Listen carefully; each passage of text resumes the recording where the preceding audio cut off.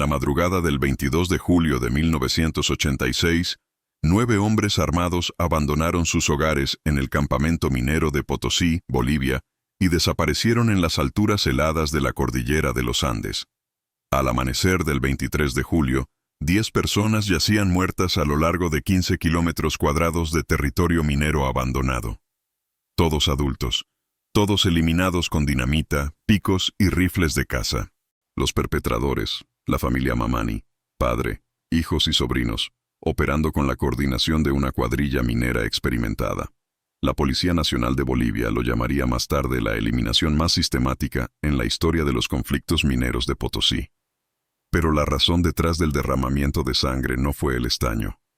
No fue el conflicto sindical. Ni siquiera una disputa territorial heredada por generaciones.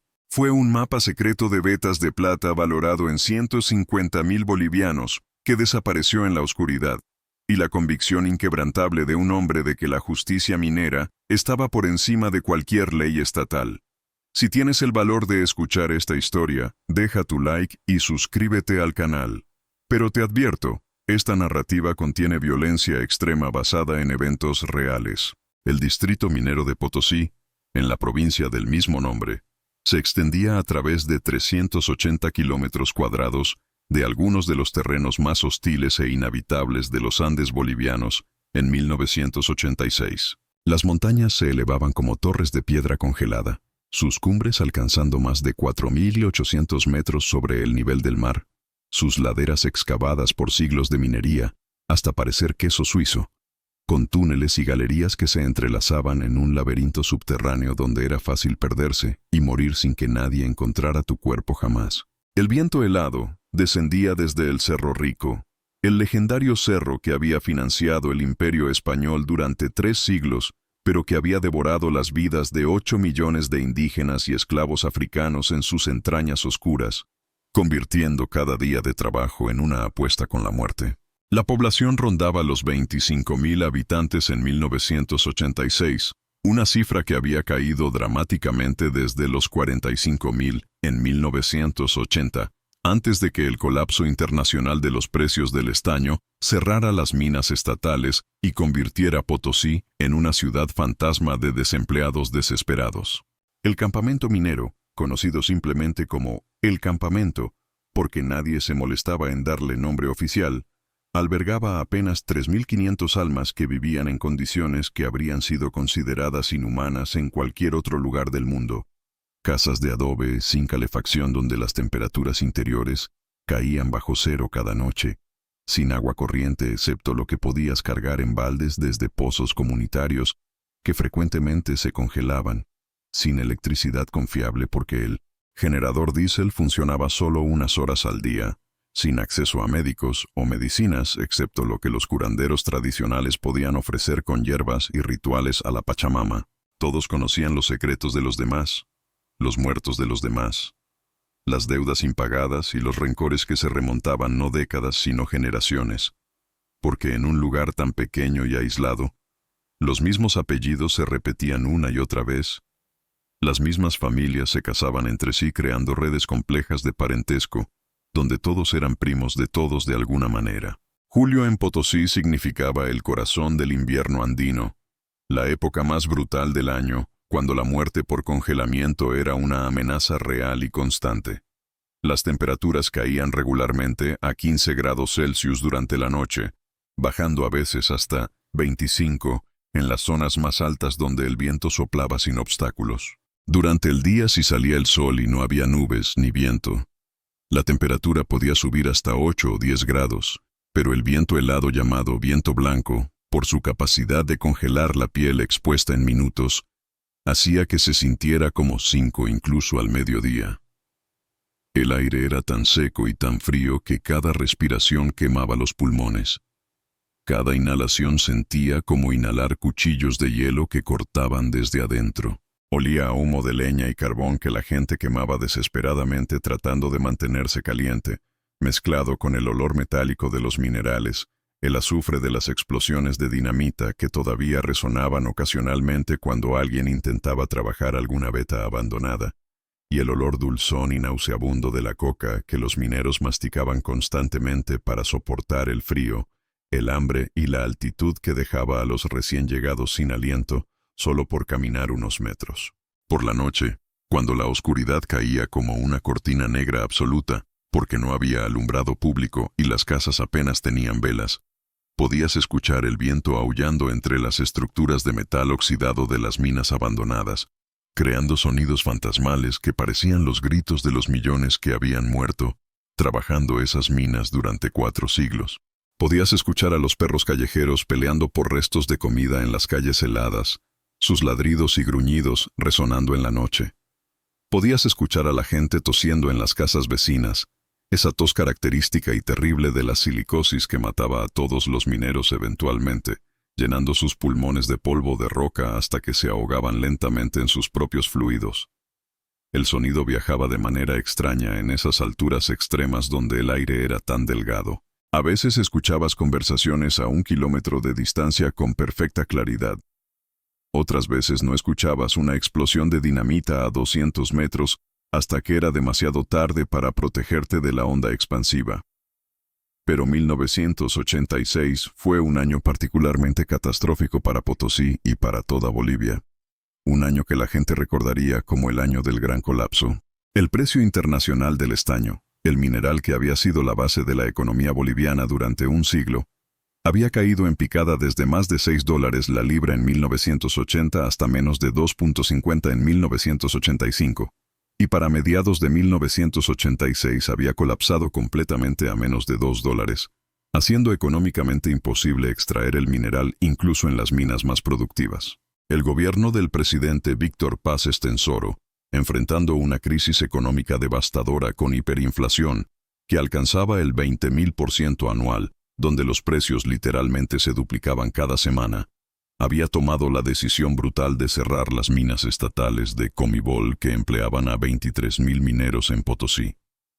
El Decreto Supremo 2060 del 29 de agosto de 1985 había iniciado el proceso de relocalización, que era un eufemismo cruel para despidos masivos sin indemnización adecuada. Las minas que habían empleado a decenas de miles durante generaciones ahora estaban cerradas, sus entradas selladas con concreto y alambre de púas, sus maquinarias vendidas como chatarra a precios ridículos, sus instalaciones saqueadas por los propios trabajadores desesperados que robaban cables de cobre y cualquier cosa que pudiera venderse. El desempleo en Potosí superaba el 75%, una cifra que no capturaba realmente el horror de la situación porque el otro 25% empleado consistía mayormente en gente trabajando como cooperativistas en minas abandonadas, arriesgando sus vidas diariamente en túneles sin soporte estructural, sin ventilación, sin equipos de seguridad, extrayendo minerales con herramientas manuales que sus bisabuelos habrían reconocido, ganando quizás 50 o 100 bolivianos a la semana si tenían suerte, menos de $10 americanos, cuando necesitabas al menos 500 a la semana, para mantener a una familia pequeña en el nivel más básico de subsistencia. Hombres que habían pasado toda su vida adulta trabajando en las profundidades de la tierra, bajando cada día a 300 o 400 metros bajo la superficie, donde la temperatura alcanzaba 40 grados, a pesar del frío exterior, donde el polvo de roca llenaba el aire, hasta que no podías ver a 1 metro de distancia, donde explosiones de dinamita detonadas incorrectamente podían sepultarte vivo en segundos, donde derrumbes mataban a alguien cada semana, arriesgando sus vidas por salarios de la corporación minera de Bolivia que al menos eran regulares y venían con algunos beneficios básicos de salud, ahora no tenían absolutamente nada, sin trabajos formales, sin ingresos regulares, sin forma de alimentar a sus familias, excepto buscar desesperadamente en las montañas de desechos mineros, llamadas colas, donde podías encontrar ocasionalmente pequeñas cantidades de mineral que los procesos industriales habían dejado, o arriesgar tu vida trabajando ilegalmente en túneles abandonados que podían colapsar en cualquier momento, y una dignidad que se erosionaba cada día cuando tenías que ver a tus hijos con hambre sin poder darles de comer. En ese páramo económico absoluto, en ese infierno de pobreza extrema a 4.000 metros de altura, donde el aire era tan frío que podía matarte y tan delgado que apenas podías respirar, Algunas familias de mineros se aferraron desesperadamente a lo único que todavía tenía valor real: el conocimiento secreto. Información sobre vetas de plata que nadie más conocía, escondidas en los miles de kilómetros de túneles que serpenteaban debajo del Cerro Rico como las venas de un cuerpo gigantesco. Mapas dibujados a mano por generaciones de mineros, mapas que nunca se reportaban a la compañía estatal porque representaban la jubilación secreta, el plan de retiro no oficial, las vetas ricas que guardabas en secreto absoluto hasta que te despedían o te jubilaras. Y entonces podías trabajarlas por tu cuenta y tener algo de dinero para tus últimos años. Conocimiento que se transmitía solo de padre a hijo mayor, en el lecho de muerte, susurrado con las últimas respiraciones. Información tan valiosa que hombres habían matado por ella desde los tiempos coloniales. La plata no era como el estaño. El estaño requería procesamiento industrial complejo en plantas que costaban millones. La plata podía ser fundida en un fogón casero si sabías cómo hacerlo. Podía ser vendida directamente a joyeros o contrabandistas que cruzaban la frontera hacia Argentina o Chile. Podía convertirse en dinero real en cuestión de días, sin necesidad de intermediarios que se quedaban con la mayor parte del valor. Y en 1986, con el estaño sin valor, pero la plata manteniéndose estable alrededor de $50 la onza Troy, una veta rica de plata podía significar la diferencia entre morir de hambre en Potosí, o poder emigrar a Santa Cruz o La Paz, o incluso Argentina, con suficiente dinero para empezar una vida nueva lejos de las minas que habían matado a tus ancestros. Simón Carmelo Mamani tenía 57 años ese julio de 1986, aunque su cuerpo físico había sido tan castigado por décadas de trabajo minero que parecía fácilmente de 75 u 80 años. La minería te envejecía de maneras que eran difíciles de comprender para quien no la había vivido. No era solo el trabajo físico brutalmente duro, aunque eso era suficientemente malo. Cargar sacos de mineral de 50 kilos por túneles, donde barely podías pararte derecho, subir escaleras verticales de madera podrida durante cientos de metros, trabajar en posiciones imposiblemente incómodas, en espacios tan estrechos que tenías que arrastrarte sobre tu estómago. Todo esto a 4.000 metros de altura, donde el oxígeno era un 40% menos que al nivel del mar. Era el polvo que respirabas inevitablemente, a pesar de cualquier protección. Polvo de roca que se acumulaba en tus pulmones año tras año, hasta que ya no podías respirar. Era el arsénico y el mercurio y otros metales pesados que se filtraban en tu sistema. Era el frío extremo cuando salías sudando de los túneles calientes al aire helado exterior, creando choques térmicos que destruían tu sistema inmunológico. Era el alcohol que todos tomaban compulsivamente para olvidar, para dormir, para soportar. Simón medía 1.62 metros, altura típica de los aymaras de las tierras altas cuya genética se había adaptado durante milenios a vivir donde los foráneos se mareaban solo por existir, pero estaba tan encorvado permanentemente por 40 años de trabajar agachado en túneles bajos que efectivamente parecía de 1,50. Su espalda estaba tan doblada que ya no podía enderezarse completamente ni siquiera cuando intentaba conscientemente hacerlo. Sus manos eran monumentos al trabajo duro, enormes, deformadas, nudillos hinchados con artritis severa, dedos torcidos en ángulos antinaturales por fracturas que nunca fueron tratadas adecuadamente, cicatrices profundas por todas partes de cortes con rocas filosas y quemaduras con dinamita mal manejada, uñas permanentemente negras y agrietadas. Una cicatriz profunda y fea corría desde su sien izquierda hasta su mandíbula, resultado de cuando una roca del tamaño de su cabeza se había desprendido del techo de un túnel en 1972 y le había golpeado directamente, matando a su compañero de trabajo que estaba justo al lado pero dejándolo a él milagrosamente vivo, aunque con el cráneo fracturado y cicatrices permanentes. Caminaba con una cojera severa y pronunciada, arrastrando su pierna derecha porque la cadera estaba completamente destruida, legado de múltiples accidentes mineros a lo largo de los años, pero especialmente de uno en 1968, cuando un derrumbe lo había atrapado durante 6 horas antes de que pudieran rescatarlo, aplastándole la cadera y rompiéndole el fémur en 3 lugares. Nunca sanó correctamente porque el hospital minero estaba siempre saturado, sin recursos, atendido por médicos jóvenes haciendo su año de servicio rural, que no tenían experiencia con traumas tan severos. Y cuando llegaba el invierno brutal de Potosí, esa cojera se volvía tan terrible que necesitaba usar muletas solo para moverse por su casa. Y había días donde el dolor era tan insoportable que solo podía quedarse en cama mascando hojas de coca constantemente y tomando alcohol de 96 grados hasta perder la conciencia. Cada mañana sin falta, Simón se despertaba a las 3:30 de la madrugada, cuando afuera estaba más oscuro y más frío que se puede imaginar. Preparaba té de coca en una tetera de lata abollada sobre un pequeño fogón de carbón, el único combustible que podía permitirse porque la leña era escasa a esta altura y el gas era imposiblemente caro. Se sentaba en el único pedazo de mueble que tenía, un banco de madera que él mismo había construido hacía 30 años, envuelto en todas las mantas y ponchos que poseía, porque dentro de la casa estaba tan frío como afuera, y mascaba hojas de coca mientras esperaba que amaneciera. No rezaba el rosario como su esposa Petrona hacía devotamente.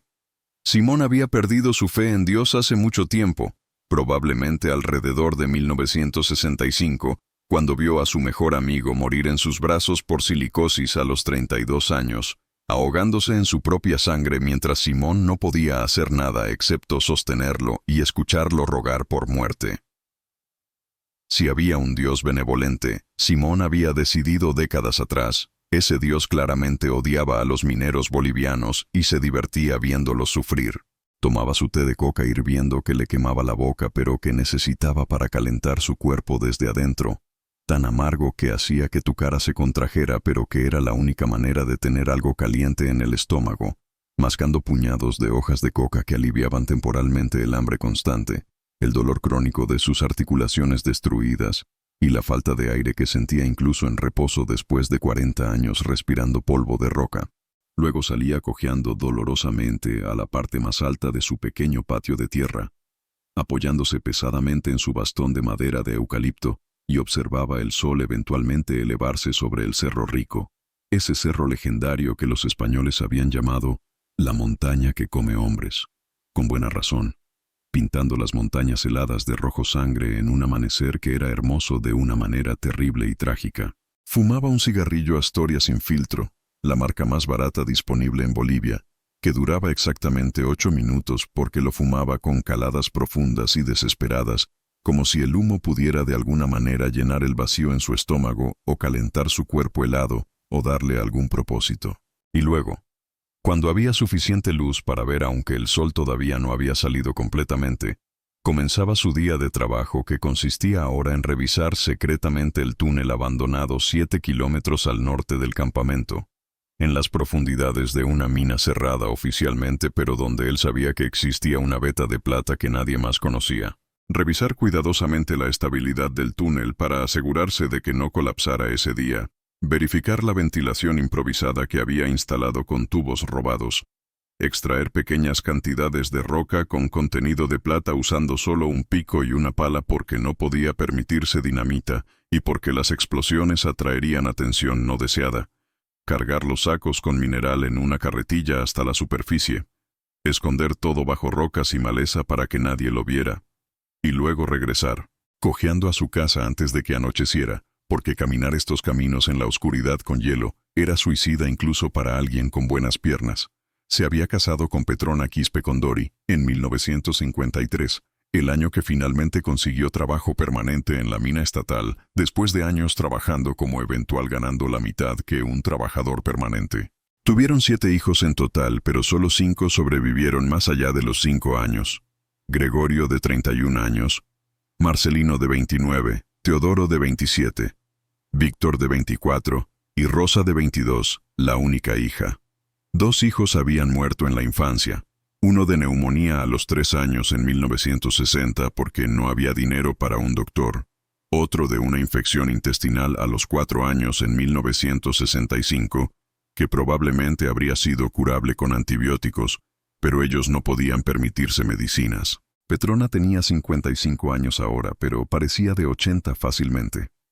Una mujer pequeña y doblada que medía quizás 1.45 metros, de rostro surcado por arrugas tan profundas que parecían cicatrices, manos permanentemente deformadas por décadas de lavar ropa a mano en agua helada, completamente desdentada porque nunca había visto a un dentista en su vida, y sus dientes simplemente se habían caído uno por uno durante sus 40. Había enterrado a sus 2 hijos muertos con sus propias manos, cavando las pequeñas tumbas en el cementerio de mineros, donde las cruces de madera se contaban por miles, todas con nombres de hombres, mujeres y niños que habían muerto demasiado jóvenes.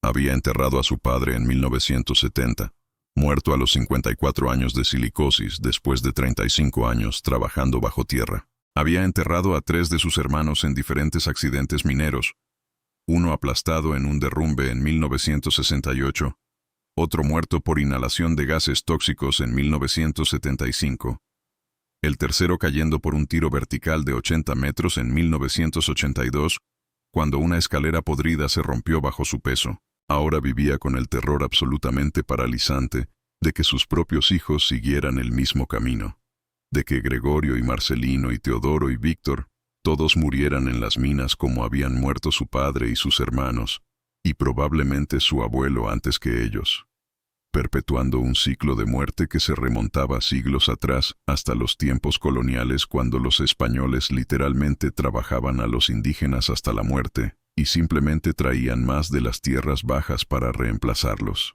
Lo que Simón valoraba más en este mundo, más que su propia vida que honestamente no valoraba mucho después de 57 años de sufrimiento, no era el dinero que esperaba ganar de la veta secreta de plata, aunque Dios sabía que lo necesitaba desesperadamente.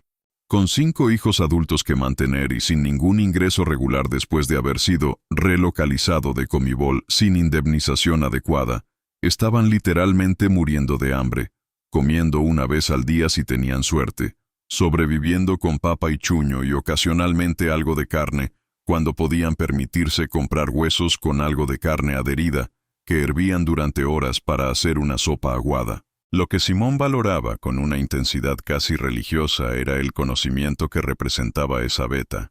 Era la conexión directa con su padre que le había susurrado la ubicación exacta en su lecho de muerte en 1970, haciéndolo jurar sobre la Pachamama que nunca revelaría el secreto a nadie, excepto a su propio hijo mayor cuando llegara el momento. Era el legado de generaciones de mineros mamani que se remontaba a tiempos coloniales, cada generación descubriendo alguna veta rica y guardándola en secreto absoluto como un seguro de vida, trabajándola solo cuando el hambre era tan desesperada que no había otra opción, extrayendo lo mínimo necesario para sobrevivir y dejando el resto para la próxima generación.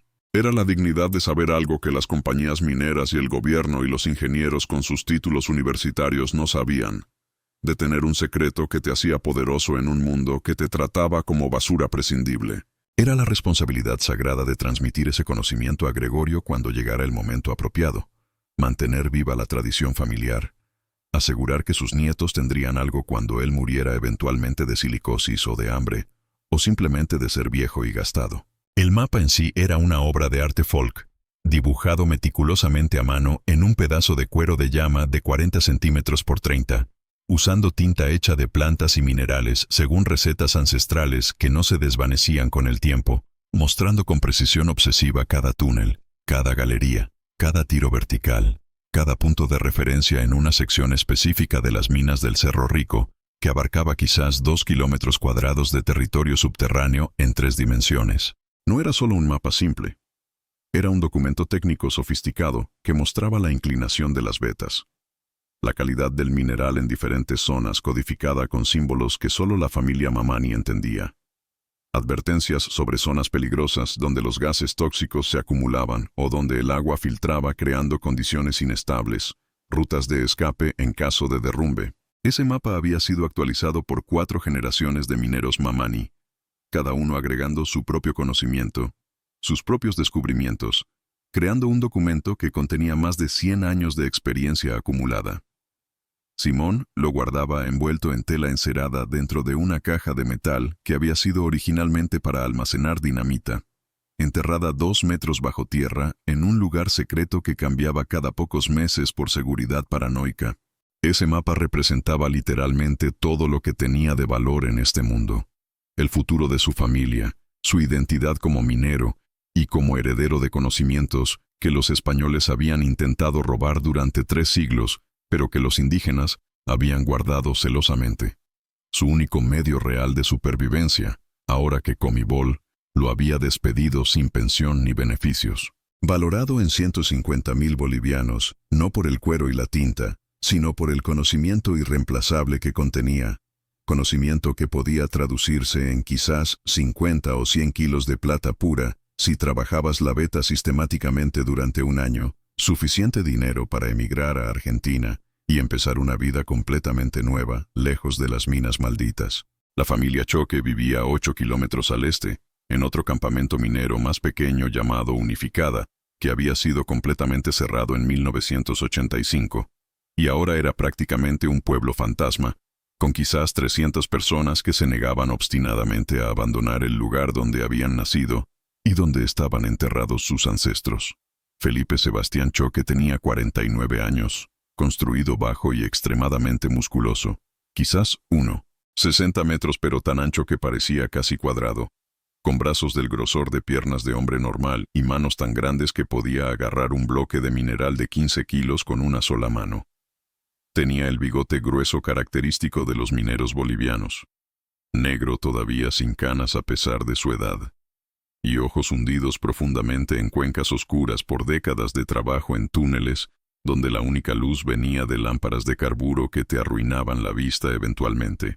Dirigía una cooperativa minera pequeña e informal con 11 miembros incluyendo a sus 4 hermanos menores, Bonifacio de 46 años, Luciano de 43, Severino de 41 y Eulogio de 38, todos trabajando juntos extrayendo lo que podían de túneles abandonados que las compañías grandes consideraban agotados pero que todavía tenían mineral, si sabías dónde buscar, y estabas dispuesto a arriesgar tu vida en condiciones que habrían sido ilegales si alguien estuviera verificando, lo cual nadie estaba. Era trabajo brutalmente peligroso, incluso para los estándares mineros.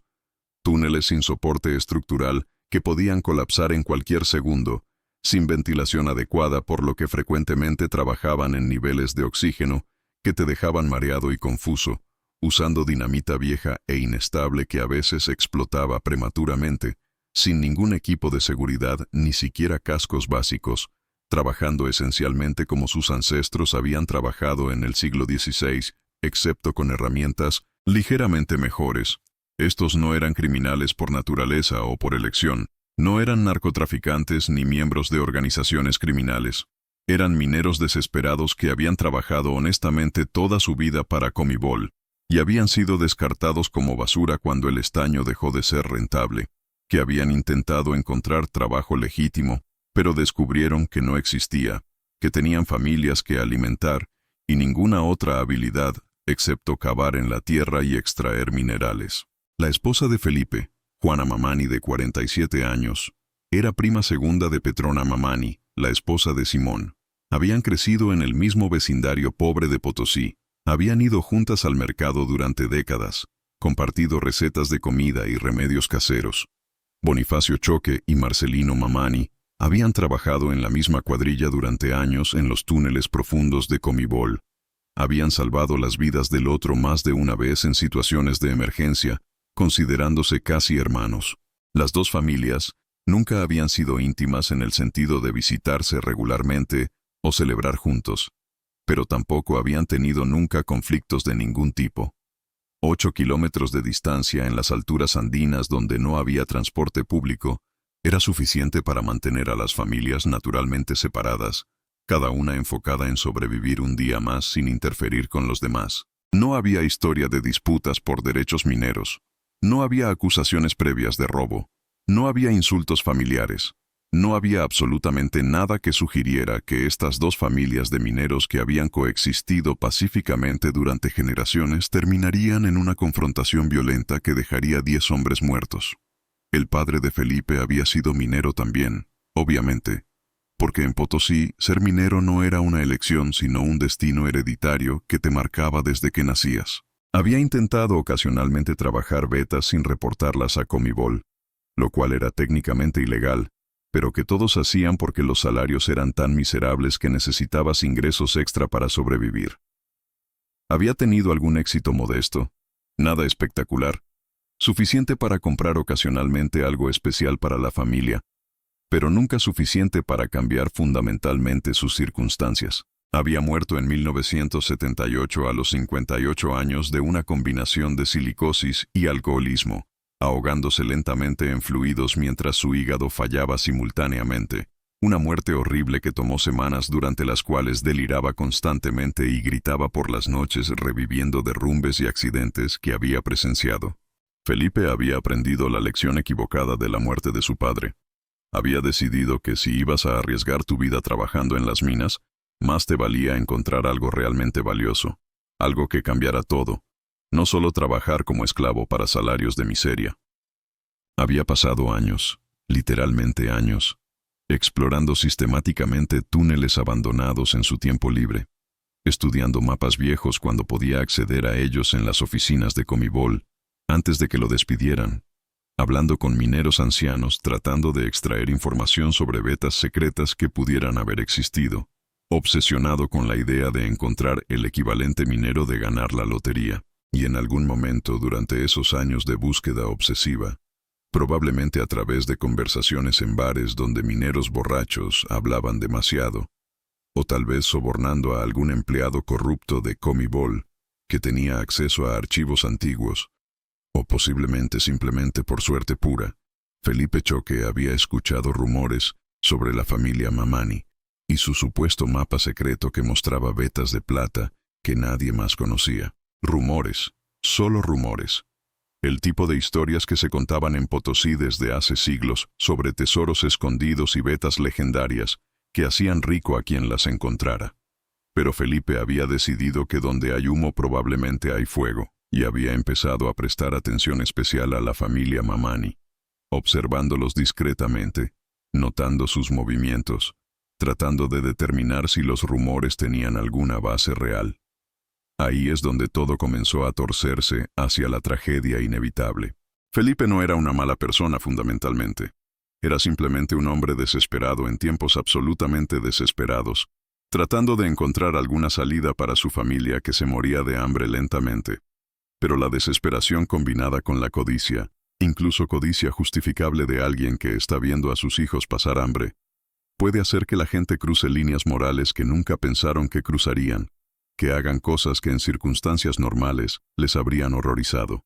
El mapa desapareció en la noche del 19 de julio de 1986, una noche particularmente fría donde la temperatura bajó a 18 grados y el viento soplaba tan fuerte que la gente se quedaba adentro temblando bajo todas las mantas que tenían. Simón Mamani lo había verificado al atardecer como hacía obsesivamente cada pocos días, desenterrando cuidadosamente la caja de metal de su escondite actual cerca de una formación rocosa distintiva, que se veía como un cóndor con alas extendidas, si lo mirabas desde el ángulo correcto, abriéndola solo para confirmar que el mapa seguía allí enrollado en su tela encerada, sin sacarlo siquiera del envoltorio, porque cada vez que lo manipulabas arriesgabas dañar el cuero viejo y quebradizo. Todo estaba normal. El mapa intacto en su envoltorio protector, la caja cerrada y enterrada nuevamente con cuidado extremo, tierra apisonada meticulosamente hasta que no se notaba que había sido removida, rocas colocadas en posiciones específicas como marcadores que solo Simón podía interpretar. Cuando regresó al amanecer helado del 20 de julio para mover la caja a un nuevo escondite, porque ya llevaba exactamente 2 meses en el mismo lugar, y su paranoia obsesiva le decía que era tiempo de cambiar la ubicación antes de que alguien pudiera detectar el patrón de sus visitas. El agujero había sido excavado con precisión quirúrgica. No había sido excavado descuidadamente por alguien buscando al azar esperando tener suerte.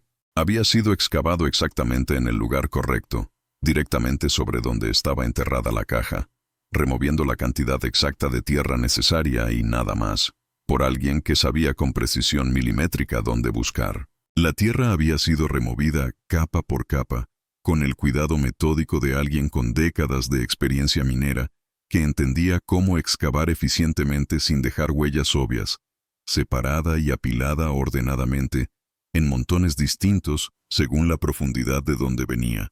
Una técnica que cualquier minero profesional reconocería inmediatamente.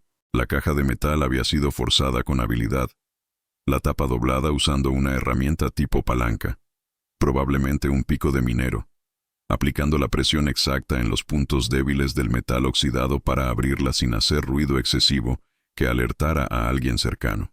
El mapa había sido extraído cuidadosamente del envoltorio de tela encerada, aunque la tela había sido dejada enrollada meticulosamente dentro de la caja como si el ladrón quisiera enviar un mensaje muy específico. Yo sé exactamente qué estaba buscando.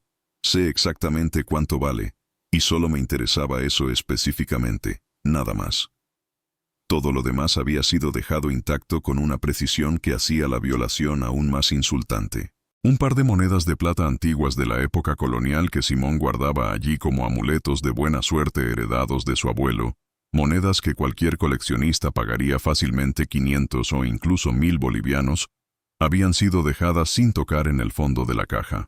Un documento legal viejo que establecía la titularidad de su pequeña casa de adobe, documento importante que sin él, Simón técnicamente no podía probar que era dueño de su propiedad, había sido dejado doblado exactamente en la misma forma en que estaba. Una fotografía sepia amarillenta de sus padres tomada probablemente en los años 40 cuando las fotografías eran raras y costosas, mostrándolos jóvenes y con esperanza antes de que las minas los consumieran.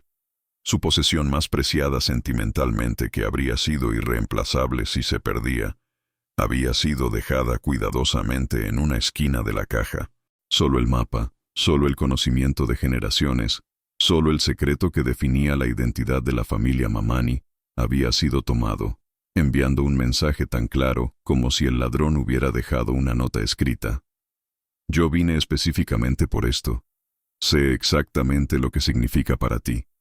Sé exactamente cuánto vale, y te lo quité deliberadamente sabiendo el dolor que esto te causaría. Simón se arrodilló en la tierra helada, junto al agujero vacío, durante por lo menos 45 minutos que se sintieron como horas eternas, completamente inmóvil, excepto por el temblor incontrolable que sacudía todo su cuerpo, temblando no solo por el frío brutal de 15 grados, sino por la furia y el shock y el dolor emocional profundo de haber sido violado de la manera más fundamental posible.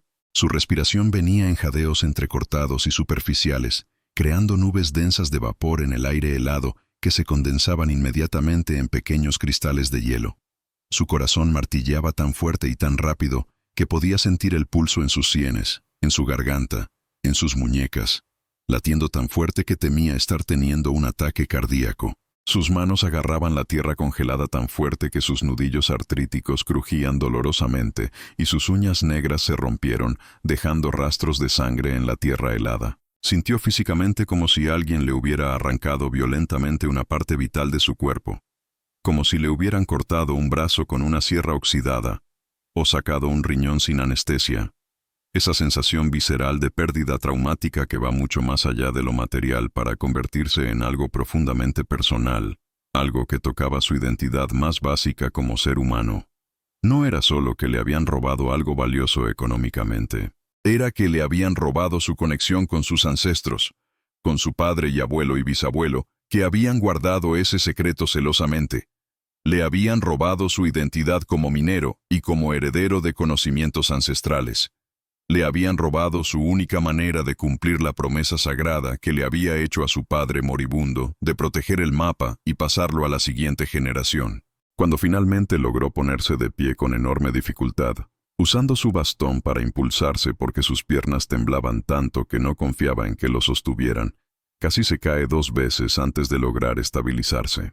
Caminó de regreso hacia el campamento, arrastrando su pierna mala, incluso más pronunciadamente que de costumbre, cojeando de una manera que hacía obvio a cualquiera que lo viera que algo terrible había pasado, deteniéndose cada 30 o 40 metros, no solo para recuperar el aliento en el aire delgado, sino para tratar de calmarse, de controlar la furia que amenazaba con explotar, de pensar con claridad en lugar de dejarse llevar por la emoción. Su mente trabajaba furiosamente a pesar del shock emocional, haciendo cálculos fríos y lógicos, considerando todas las posibilidades, eliminando opciones sistemáticamente hasta llegar a la conclusión inevitable. Solo 5 o 6 personas en todo Potosí sabían con certeza absoluta que su familia tenía un mapa secreto, Y no solo conocimiento oral transmitido de generación en generación. De esas personas, solo 2 o 3 conocían rumores vagos sobre dónde aproximadamente podría estar escondido. Información que Simón había dejado escapar accidentalmente durante años, en conversaciones con amigos cercanos cuando había bebido demasiado y su lengua se había soltado más de lo prudente. Y de esas personas que tenían conocimiento parcial, solo una familia había estado haciendo preguntas sospechosamente específicas y detalladas durante los últimos 3 o 4 meses. Preguntas sobre técnicas tradicionales de fundición de plata usando hornos caseros. Preguntas sobre compradores confiables en La Paz que no hacían preguntas sobre el origen del metal. Preguntas sobre rutas de contrabando hacia Chile, donde la plata sin documentación podía venderse sin problemas a comerciantes que operaban en zonas grises legales. Preguntas que no tenían ningún sentido lógico para alguien que no estaba planeando procesar y vender grandes cantidades de plata en el futuro cercano. Los Choque. Felipe Sebastián Choque y sus 4 hermanos, Bonifacio, Luciano, Severino y Eulogio. Tenía que ser ellos. La lógica era absolutamente inexorable e irrefutable. Nadie más tenía simultáneamente el motivo desesperado, la oportunidad reciente y el conocimiento parcial necesario para haber hecho esto exactamente de esta manera tan profesional. La furia que Simón sentía creciendo en su pecho era como nada que hubiera experimentado antes en su larga vida de 57 años, llena de sufrimientos inimaginables y pérdidas terribles.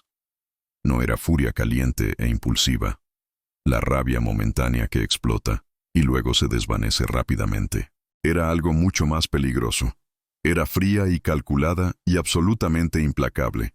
La furia helada de un hombre al que le han robado no solo dinero o propiedad material que puede ser reemplazada, sino su legado familiar acumulado durante generaciones, su conexión sagrada con sus ancestros que habían muerto en esas minas, su identidad fundamental como minero y como heredero de conocimientos que los colonizadores españoles habían intentado robar durante 3 siglos sangrientos, pero que los indígenas habían guardado celosamente a costa de sus vidas, su única esperanza real de dejarle algo de valor a sus hijos y nietos que justificara todo el sufrimiento que había soportado. El 20 de julio de 1986, a las 10:00 de la mañana, cuando el sol finalmente había salido lo suficiente para calentar marginalmente el aire hasta quizás 2 grados centígrados, aunque con el viento constante todavía se sentía como 5 o 6, Simón Mamani tomó su bastón de eucalipto y comenzó a caminar cojeando dolorosamente los 8 kilómetros hasta el campamento Unificada donde vivía la familia Choque. Era una distancia que en circunstancias normales le habría tomado quizás 1 hora y media, caminando a paso constante, pero con su cadera destruida y el dolor que cada paso le causaba, le tomó 2 horas y media de caminata tortuosa por caminos de tierra helados y rocosos que estaban cubiertos de hielo negro traicionero, donde resbalarse podía significar caerte y romperte algo.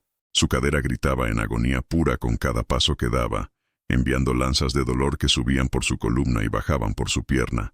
Dolor tan intenso que varias veces tuvo que detenerse y apoyarse contra rocas esperando que pasara la ola más fuerte. Se detenía cada pocos minutos, no solo para descansar su cuerpo exhausto, sino para masticar más hojas de coca, masticando hasta que su boca estaba completamente adormecida, tratando desesperadamente de aliviar el dolor físico, aunque nada podía tocar el dolor emocional que sentía en su pecho. Felipe estaba en el patio de su casa de adobe preparando meticulosamente herramientas para bajar a trabajar en un túnel abandonado esa tarde, afilando picos en una piedra de amolar con movimientos rítmicos y practicados, el sonido del metal contra piedra resonando en el aire frío y delgado. Cuando vio a Simón acercarse cojeando pronunciadamente desde la distancia, apoyado pesadamente en su bastón, con esa expresión en su rostro curtido que cualquiera que lo conociera, aunque sea superficialmente, reconocería inmediatamente como señal inequívoca de problemas muy serios que venían. Los 4 hermanos de Felipe estaban allí también ayudándolo con las preparaciones del día. Bonifacio estaba reparando una carretilla vieja cuya rueda de madera se había roto. Luciano revisaba cuidadosamente dinamita vieja de aspecto peligroso para determinar qué cartuchos todavía eran seguros de usar y cuáles estaban demasiado inestables y tenían que ser desechados. Severino y Eulogio estaban seleccionando mineral de una pila grande, separando lo que potencialmente tenía contenido de plata de lo que era solo roca sin valor. Todos detuvieron su trabajo simultáneamente como si hubieran sido congelados cuando vieron a Simón entrar directamente al patio sin pedir permiso ni anunciarse, violando descaradamente las normas básicas de cortesía y respeto que todos seguían, mostrando claramente con esa violación deliberada de protocolo que esto no era en absoluto una visita social cordial. «Felipe», dijo Simón sin ningún saludo preliminar, sin ningún intercambio de cortesías básicas, hablando directamente en aymara en lugar del español que normalmente se usaba entre familias que no eran íntimas, el idioma ancestral de asuntos verdaderamente serios entre los mineros de las alturas de Potosí, el idioma en el que se decían las cosas que realmente importaban. Su voz temblaba visiblemente con furia apenas contenida que amenazaba con explotar en cualquier momento. «Simón Tata», respondió Felipe, dejando cuidadosamente el pico y la piedra de amolar a un lado, enderezándose hasta su altura completa de unos 60 metros, aunque seguía siendo obviamente más bajo que Simón, incluso con Simón encorvado. «Kunjamansa, ¿cómo estás?». La pregunta ritual de saludo que en circunstancias sociales normales requería una respuesta cortés y formulaica de que todo estaba relativamente bien, aunque no fuera cierto. «Yani Walikitixa, no estoy bien en absoluto», escupió Simón con veneno en su voz, saltándose completamente las cortesías habituales y yendo directo al punto sin rodeos. «Mapana Chacatagua, Paya Aruma, Kitiris Yakix Yupasti Katuyawayi, Semana Chinacata Ucat Yatiwayi Caucán Simaña. Lurawi Sumayatiña. Mi mapa ha desaparecido completamente. Hace 2 noches. Alguien me ha estado siguiendo durante semanas y descubrió dónde lo escondía. Lo hizo sabiendo muy bien lo que hacía». El rostro de Felipe no mostró absolutamente nada de emoción. Ni sorpresa, ni culpa, ni nerviosismo, ni confusión, ni ninguna otra expresión reconocible, manteniendo el control perfecto y absoluto de sus expresiones faciales que desarrollabas inevitablemente después de décadas trabajando en las profundidades bajo tierra, donde mostrar miedo o pánico podía hacer que tus compañeros de cuadrilla perdieran la confianza en ti en situaciones extremadamente peligrosas, donde la confianza mutua era literalmente la diferencia entre vivir y morir. «Yani Wasuma, Simón Tata. Ucampis Yani Unayax Yatkitikuna negocio mata. Yani Unayax Yatkiti Caucans Imaña. Yaniu concerneni Itakix Ucax». «Eso no está nada bien, Simón señor. Pero yo no sé nada sobre tu negocio. No sé dónde lo escondías. Eso no es asunto mío». «Mayaki Unayar Sarnakiri.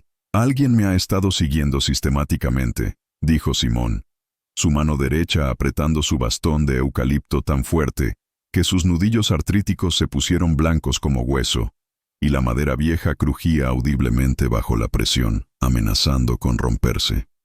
«Mahakiu Yatkataina Suma Caucan Simaña. Yaniu Machak Yakikiti. Yakix Yatiwa Imaina Mincañ Lurañax». Alguien descubrió exactamente dónde estaba escondido. No era alguien sin experiencia. Era alguien que sabe cómo se trabaja la minería. Se inclinó hacia adelante agresivamente, ignorando completamente el dolor explosivo en su cadera destruida que le hacía ver estrellas. «Yumatix Karuru Punchawi Chikauru. Te doy hasta mañana al mediodía exacto. Calta Juliún 22, Intichica Pachana. Kutsuikita Kuna Nayayawa. Kunkas Cañani Takpacha. Manan Problemachu Kanka. Yanixakut Yatakchisti». Mañana 22 de julio, cuando el sol esté exactamente en el punto más alto del cielo. Devuélveme lo que me robaste. Lo olvidaremos todo. No habrá ningún problema.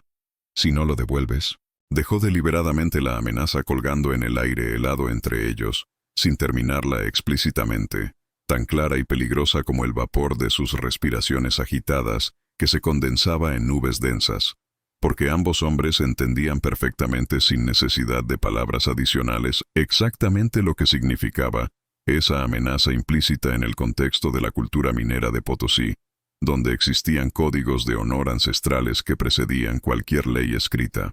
Felipe se enderezó completamente hasta su altura máxima, adoptando una postura visiblemente más defensiva y potencialmente agresiva, sus enormes manos de minero cerrándose lentamente en puños masivos que parecían capaces de aplastar rocas. Nayaruk Samtayastasa Simón, Jupax Nayar Manchayas Magua. ¿Me estás amenazando a mí, Simón? ¿Tú me estás asustando? Nayax Magualia muy kiwachurta, Felipe. Te estoy dando un muy buen consejo, Felipe, dijo Simón con voz que temblaba de furia contenida. Min kirina kankamachi. Yat takikin yanicha. Mashakilun tatasiki yaka yakin yakanyapa. Ukachika walyasiñagua kamachina campi. Ley de los mineros. Tú lo sabes perfectamente también. Cuando un hombre roba la vida y el futuro de otro hombre, eso debe arreglarse según nuestras leyes. Se dio vuelta con enorme dificultad, su cuerpo protestando. Comenzó a caminar de regreso cojeando incluso más pronunciadamente que cuando había llegado, porque el esfuerzo de la confrontación había agravado el dolor en su cadera, sin mirar atrás ni una sola vez, porque mirar atrás habría sido interpretado como mostrar debilidad o miedo o duda, y él no sentía ninguna de esas tres cosas, solo furia helada y determinación absoluta de obtener justicia.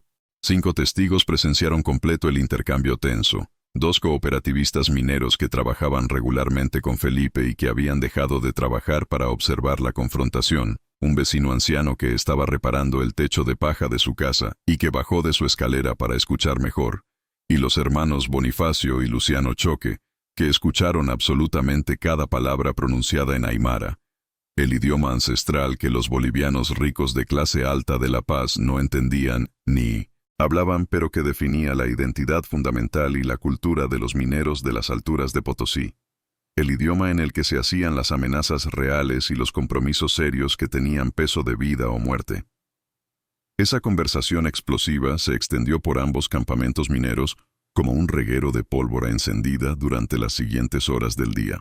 Para el atardecer, cuando el sol comenzó a hundirse detrás del Cerro Rico proyectando sombras largas y frías, absolutamente todos en un radio de 20 kilómetros cuadrados sabían con certeza que los Mamani y los Choque, 2 familias que habían coexistido pacíficamente durante generaciones, se dirigían inexorablemente hacia un ajuste de cuentas violento que probablemente terminaría muy mal para alguien o para todos. Pero la gente había estado prediciendo venganzas sangrientas entre familias mineras en Potosí durante literalmente 4 siglos completos.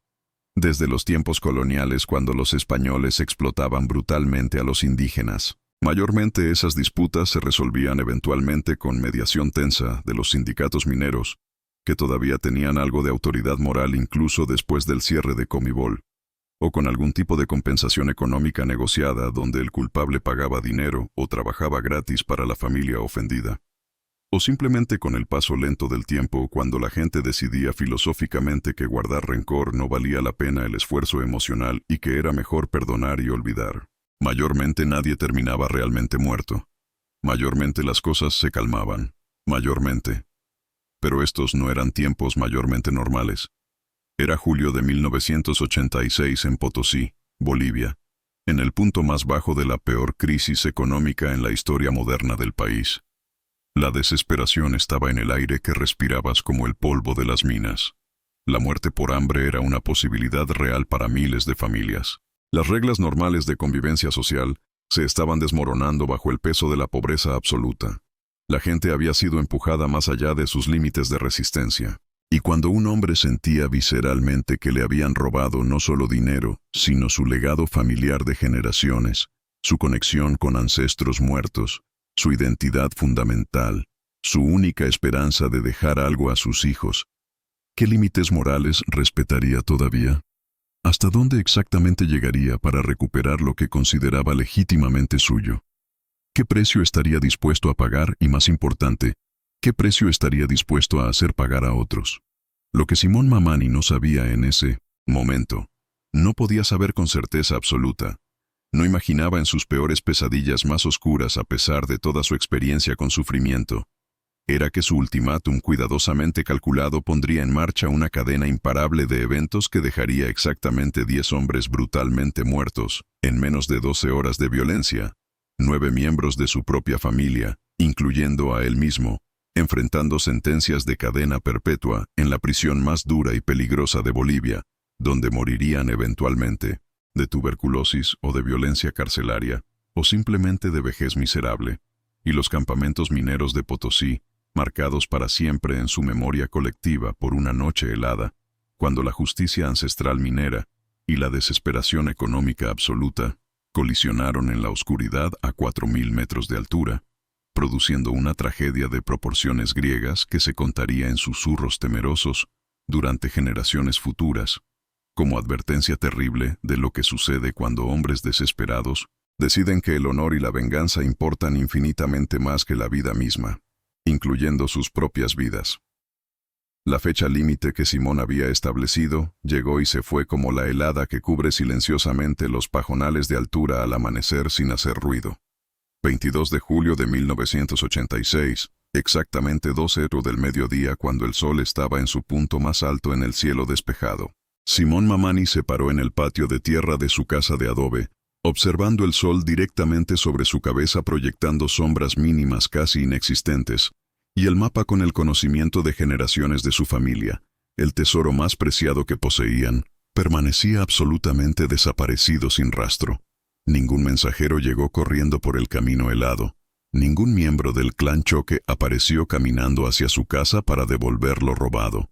Ninguna disculpa fue ofrecida. Ninguna propuesta de compensación fue presentada. Solo silencio absoluto y opresivo y la lenta, terrible, inexorable comprensión que se hundía en su pecho como plomo derretido de que Felipe Choque había tomado su decisión final e irrevocable de no devolver el mapa robado.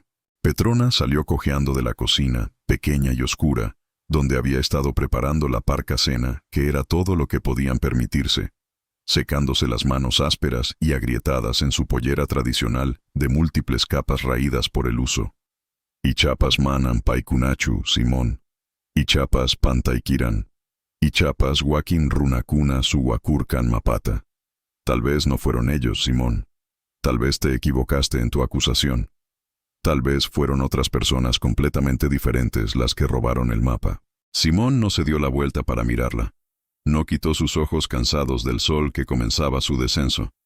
Yaniu pantkcha, yupanakakiu, Yaniu yaka yakinakakiti. No me equivoqué en absoluto. Fueron ellos específicamente, no fueron otras personas. Ukamaxa, Sarapexma policianakaru, Sarapexma sindicatoru, Jupanakax yatip shañapataki, yatichap shañapataki. Entonces ve donde los policías, ve donde el sindicato, que ellos sepan, que ellos se encarguen de esto. Policianakax yaniu uka kamawinakaxa. Los policías no se preocupan por nosotros, dijo Simón con amargura profunda en su voz. Sindicatox yaniu chamawinix. Comibol histaratapshiwa. Take chamawinix, chactayatawaix. El sindicato ya no tiene ningún poder real. Cuando Comibol nos despidió, todo el poder que tenían se desvaneció. Finalmente la miró directamente a los ojos cansados. Vio el miedo desnudo en su rostro arrugado. Vio las lágrimas que ya comenzaban a formarse amenazando con desbordarse. Yatktawa kunyamasas minkirinakax, unyasipki. Minkirinakax, arsusiripsi. Ukamawa yakinakawiwa. Ukamawa respetu chiksatasiraki. Sabes perfectamente cómo son las cosas entre mineros. Los mineros resuelven sus problemas entre mineros. Así somos como gente. Así es como se gana respeto. El rostro de Petrona palideció visiblemente incluso en la luz brillante del mediodía. Sabía exactamente, precisamente, lo que eso significaba sin necesidad de elaboración adicional. Había vivido en Potosí absolutamente toda su vida de 55 años duros. Había crecido escuchando historias de venganzas entre mineros, de ajustes de cuentas violentos, de justicia ancestral que no esperaba pacientemente a jueces distantes ni a policías corruptos, que no les importaban los problemas de los indios pobres. Todos en los campamentos mineros sabían exactamente lo que eso significaba, especialmente en estos tiempos terribles, cuando la ley del Estado boliviano había dejado completamente y totalmente de existir en las zonas mineras rurales donde nadie del gobierno se aventuraba. Cuando la única ley que realmente importaba y tenía dientes era la ley ancestral de la comunidad minera y la ley brutal del más fuerte y más desesperado. Simón, Yuyay Kuriikita, Wawas Nikimanta. Yuyay Kuriikita usus Nikimanta rosa. Sarankitakchi, Yaniu Kutimiñakitix. Cárcel pin jiwarakatwa. Wawasnikipas cárcel pin jiwarapsaniwa. Nayataka sax zapallaykiu saktata. Simón, por favor piensa cuidadosamente en tus hijos varones. Piensa en tu hija Rosa. Si vas por ese camino, ya no vas a regresar nunca. Morirás encerrado en la cárcel. Tus hijos también morirán en la cárcel. Y a mí me dejarás completamente sola en este mundo. Yuyari karikikim wawasni manta. Ukamatwa sartaskta. Precisamente estoy pensando profundamente en mis hijos. Por eso exactamente es que tengo que ir, dijo Simón, su voz endureciéndose hasta sonar como piedra fría. Kunatsayati chaniwa hupanakaru. Luntasisip chani ukasti, chani ukuna lurasiñakiti. Kuna kastanza hakiru yatichata, hani ukuna chani niñax utchekiti. Aukina kasawa hani ukuna lurtanixa, chani respetu yixatataniti. ¿Qué exactamente les voy a enseñar a ellos si no hago nada? ¿Que te pueden robar y nosotros no hacer nada en absoluto? ¿Qué clase de hombre les estás enseñando a ser, sin ningún tipo de valor? Mis ancestros no hicieron nada para que yo no recibiera ningún respeto. Se volvió para mirar hacia las montañas oscuras donde las minas abandonadas esperaban como tumbas abiertas, donde su familia había trabajado y sufrido y muerto durante generaciones incontables. Churakainima aliri wiltawi, Janiu jaisar payaxiti, Ukamaxa, Yupanakakiu ashlirapshi. Dio una advertencia completamente justa siguiendo las costumbres. No respondieron de ninguna manera. Entonces, ellos mismos eligieron conscientemente este camino. Petrona volvió adentro de la casa oscura, sus hombros pequeños temblando visiblemente con sollozos que intentaba suprimir, su respiración entrecortada. Simón la escuchó claramente arrodillarse con dificultad frente al altar familiar improvisado. Escuchó sus oraciones desesperadas en voz baja pero audible, casi inaudibles, rogándole fervientemente a la Pachamama y a la Virgen del Socavón, patrona de los mineros y a todos los santos católicos que pudieran interceder, rogando que protegieran a su esposo y a sus hijos varones, que les dieran sabiduría divina en este momento crítico, que de alguna manera encontraran milagrosamente otra manera de resolver esto sin derramamiento de sangre, que evitaran la tragedia que ella sentía aproximarse como un derrumbe inevitable en un túnel inestable. Pero Simón no entró a consolarla o a unirse a sus oraciones. No podía hacerlo. No ahora cuando la decisión ya estaba tomada. Algunas decisiones terribles un hombre las toma completamente solo en la oscuridad de su alma, cargando el peso completo en su conciencia, consultando solamente con sus propios demonios internos y con las voces de sus ancestros muertos que susurraban desde las profundidades de las minas.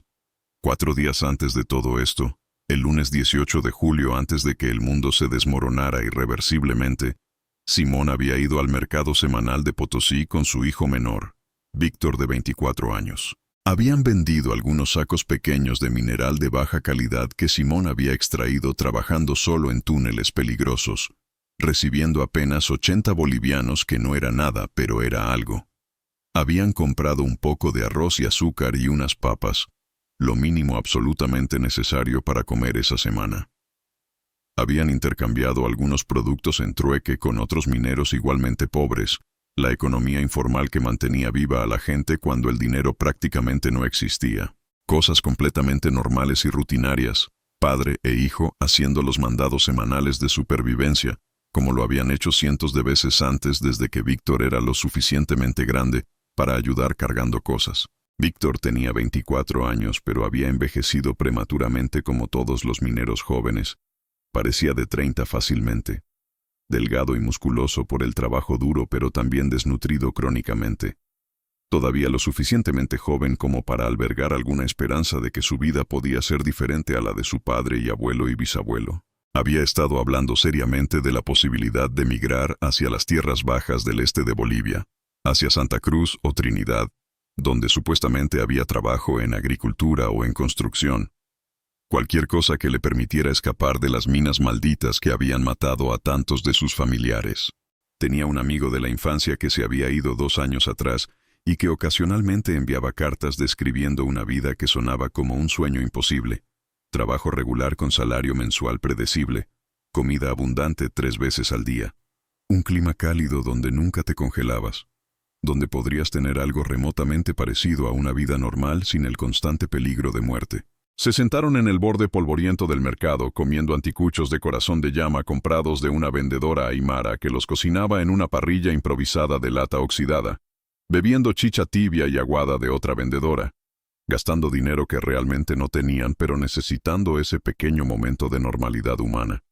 El aire olía a carne asada, mezclada con el olor omnipresente de los minerales, y el polvo y la pobreza concentrada de miles de personas desesperadas. Víctor comía rápidamente con el apetito voraz característico de los jóvenes que siempre tienen hambre, masticando la carne dura con dientes fuertes que todavía no se le habían caído. «Tatay, padre», dijo Víctor en aimara después de tragar, limpiándose la grasa brillante de los labios agrietados con el dorso de su mano callosa. «Kunyamasa samuiktanayak Santa Cruzaru Sarañapataki, Waliri Chiquiwa Ucaxa. ¿Qué opinas tú de que yo me vaya hacia Santa Cruz? ¿Sería bueno eso para mí y la familia?» Simón comió en silencio tenso por un momento muy largo, masticando lentamente y metódicamente la carne dura y correosa, pensando cuidadosa y profundamente en cómo debía responder a esta pregunta tan cargada de implicaciones. Alrededor de ellos, el mercado bullía con la actividad aparentemente normal, que tenía esa tensión subyacente horrible que absolutamente todo en Potosí tenía en 1986, esa sensación omnipresente de desesperación apenas contenida, de que en cualquier momento todo podía explotar en violencia o en alguna otra tragedia. Mujeres aymaras vendiendo pequeñísimas cantidades de papas y chuño, porque nadie tenía dinero para comprar en cantidad. Hombres con rostros demacrados regateando desesperadamente por herramientas usadas y gastadas, hasta casi inservibles porque las nuevas costaban fortunas imposibles. Niños descalzos incluso en el frío corriendo entre los puestos, muchos de ellos claramente desnutridos con vientres hinchados y piernas como palillos. «Amuikairi Guaita, creo firmemente», dijo Simón finalmente después de ese largo silencio, eligiendo cada palabra con extremo cuidado como si estuviera desarmando dinamita inestable. «Jaki luras ipaxa, kuna luras uji familapataki, jacaña pataki. Santa Cruzax yanaptan llama chiriwa, ukamaru saraparakita, ukamawa yaque kayatama». Que un hombre debe hacer absolutamente lo que sea necesario por su familia, para poder vivir y mantenerlos vivos. Si Santa Cruz realmente puede ayudarte a tener una vida mejor, entonces debes ir sin duda. Esa es tu oportunidad como ser humano. Miró directamente a los ojos jóvenes pero ya cansados de su hijo menor. Puso su mano áspera y pesada en el hombro delgado del joven, sintiendo los huesos prominentes debajo de la ropa raída y remendada múltiples veces. Ucampis yanipuniu armasktaña kiti kitirisas utjita. Kaukankas yutktasa. Mamanina kau. Kilkasipsita minkiriwa kunataki jakañaxa. Pero nunca jamás debes olvidar quién eres como persona. ¿De dónde vienes? ¿Cuáles son tus raíces? Estás escrito como minero en tu mismo ser. Aukilanakasanakan wilyañapataki pikinkana sarnakiriwa. Ama usaktayan yamakiti ukayatika wixa. La sangre de nuestros ancestros corre por tus venas y tu mente. No dejes que te quiten ese conocimiento fundamental. Víctor asintió muy seriamente, sintiendo instintivamente el enorme peso de las palabras de su padre, aunque quizás no comprendiendo completamente la profundidad. Yanipuniu armasktaña kitix, tatay, wiñayatakiu minkiri wakaisata. Nunca jamás lo olvidaré, padre. Para siempre seré minero en mi corazón sin importar dónde esté. Simón sonrió levemente, una expresión genuinamente cálida pero rara en su rostro habitualmente serio y preocupado, que estaba marcado por décadas de sufrimiento. Apretó el hombro de su hijo con algo parecido a ternura. «Wali yana karaskitwa wawach. Yayaru puriñactua. Yatiñam yamampi. Respeto jiksatañama. Eres un muy buen muchacho, mi hijo. Vas a llegar muy lejos en tu vida. Con tu conocimiento y tu fuerza, vas a ganarte el respeto». Ese fue el lunes por la tarde, un momento fugaz de esperanza y casi normalidad en medio del caos y la desesperación. El jueves temprano, Simón descubrió que el mapa ancestral había desaparecido y su mundo entero se derrumbó como un túnel sin soporte. El viernes, confrontó directamente a Felipe Choque y lanzó su ultimátum formal. «Y ahora, El martes por la noche, después de que la fecha límite había pasado sin respuesta, Víctor estaría ayudando a su padre y hermanos a preparar dinamita vieja y afilar picos de minero hasta convertirlos en armas letales.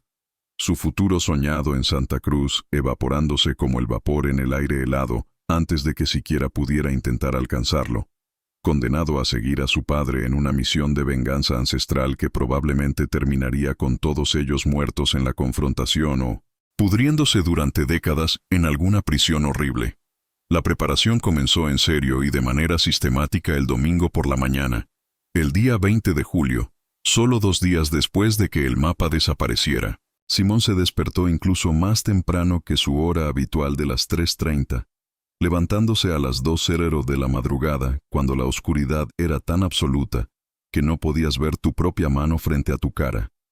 Y el frío era tan intenso que el agua en los baldes dentro de la casa estaba comenzando a congelarse formando una capa de hielo en la superficie. Sin decirle absolutamente nada a Petrona, que todavía dormía exhausta después de haber llorado durante horas, salió sigilosamente de la casa y comenzó a caminar cojeando los 15 kilómetros completos hasta la casa de su compadre más cercano y confiable, don Esteban Quispe Mamani, que vivía en un campamento abandonado llamado Oploca, que prácticamente era un pueblo fantasma ahora.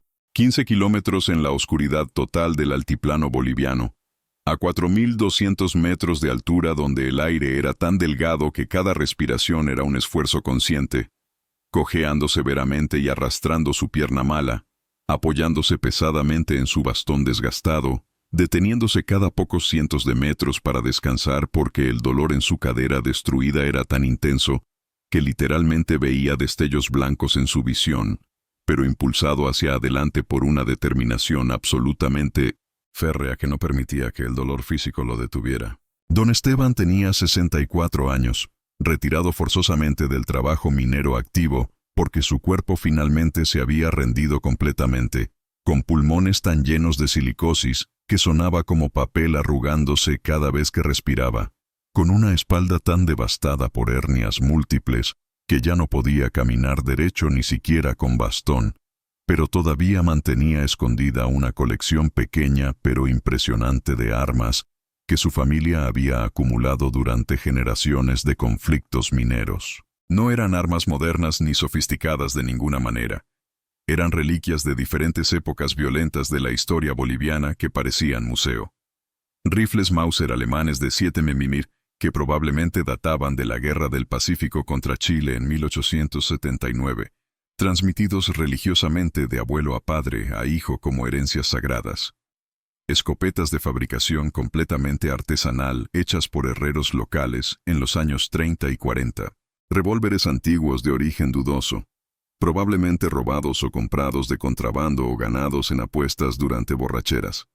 Dinamita vieja y peligrosamente inestable que don Esteban había estado acumulando durante años. Algunos cartuchos con literalmente décadas de antigüedad que sudaban nitroglicerina y podían explotar si los mirabas equivocadamente. Don Esteban estaba semirreclinado en su cama improvisada de mantas viejas porque ya no podía dormir acostado completamente por los problemas respiratorios, tosiendo flema sanguinolenta en un trapo sucio, cuando escuchó los pasos característicos de Simón acercándose en la oscuridad preamanecer. Reconoció inmediatamente el patrón distintivo del bastón golpeando las piedras congeladas del camino. Reconoció la cojera pronunciada que ninguna otra persona en los campamentos tenía exactamente así. Simón compadre, ancha temprano Ruagua, Kunataki Yamuictaza. Simón compadre, estás viniendo extremadamente temprano. ¿Para qué exactamente vienes a esta hora imposible? Necesitani marmacunata mañacuita compadre. Yanapaguay kaitiempumpi. Necesito pedirte armas prestadas urgentemente compadre. Ayúdame en este momento terrible. Los ojos del viejo enfermo se entrecerraron detrás de sus anteojos gruesos con un lente permanentemente agrietado que nunca había tenido el dinero para reemplazar. Había vivido 64 años completos en el infierno de Potosí. Había sobrevivido literalmente docenas de situaciones que deberían haberlo matado. Había visto ciclos interminables de violencia y venganza entre familias mineras. Sabía exactamente, precisa e inequívocamente, que cuando un hombre pedía armas prestadas a las 2:30 de la mañana en pleno invierno andino, definitivamente no era para cazar vicuñas ni para protegerse de ladrones comunes. Kaisha chai mapa por ahí kuchikiwa manachu. Esto es por ese mapa robado, ¿no es cierto? Chokenakax luntatawiwayin. Kyarinim chansinman kutichinampa kaliriwa. Kraniu kutichirap chanati. Ashilir kanau, janiu kunalura siñakiti. Los choque me robaron lo más valioso. Les di oportunidad justa de devolverlo correctamente. No devolvieron absolutamente nada. Eligieron conscientemente no hacer nada. Don Esteban estuvo en silencio durante un tiempo muy largo, tosiendo dolorosamente flema mezclada con sangre en su trapo, que ya estaba empapado de fluidos corporales, mirando hacia el horizonte donde las primeras luces tenues del amanecer apenas comenzaban a iluminar las siluetas oscuras de las montañas. Había visto esta historia desarrollarse demasiadas veces antes. Sabía exactamente cómo terminaba. ¿Jaukatasa munaiktasa? ¿Para cuántos hombres exactamente necesitas armas? Yatunkanapataki, Naya Ukata Pusipawa. Para 8 hombres en total. Yo y mis 4 hijos y 3 sobrinos de confianza.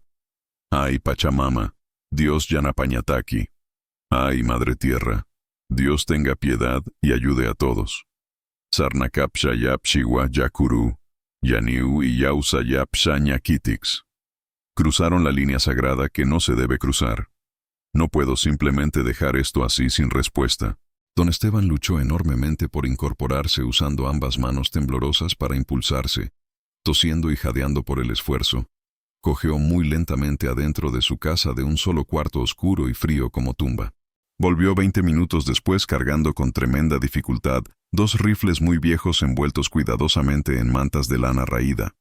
Un Mauser alemán 7 mm que probablemente tenía más de 100 años, pero que todavía funcionaba perfectamente si lo limpiabas y lubricabas correctamente, y un rifle Springfield estadounidense, .3006, que probablemente databa de la Segunda Guerra Mundial, o quizás incluso de la Primera, igualmente viejo pero igualmente funcional con las municiones correctas. Kainakaxa regaloniwa kunanakama, Hanipuniu, Kutsuikitañakita, Humanipsi chiriwa kunakaxa. Estos son regalos permanentes para ti de ahora en adelante. Nunca jamás me los devuelvas. Son completamente tuyos ahora y para siempre. Colocó los rifles pesados en las manos callosas de Simón, con una especie de ceremonia solemne. Luego agarró el brazo de su compadre con manos que temblaban no solo por la edad y enfermedad, sino por emoción profunda. Ucampis Simón, Istapshita. Lurta Saksha, Yanipuniu Kutupsañakitix. Amuiktachisa Ucaxa.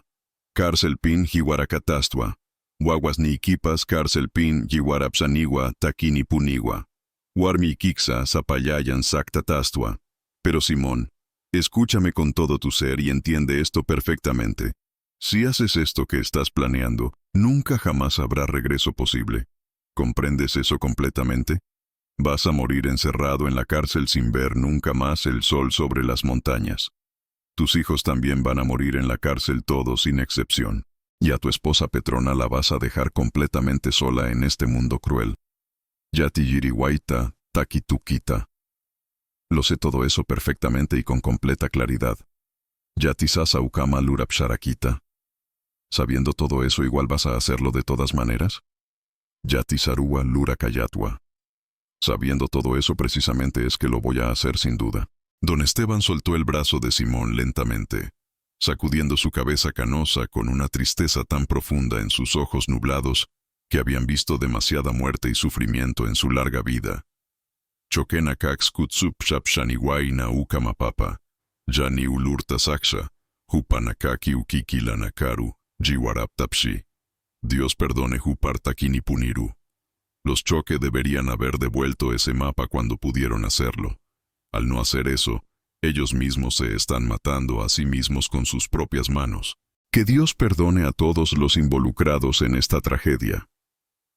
Durante los siguientes 3 días intensos y cuidadosamente planificados, Simón silenciosamente y metódicamente reunió un arsenal improvisado pero absolutamente letal de herramientas mineras convertidas en armas de guerra.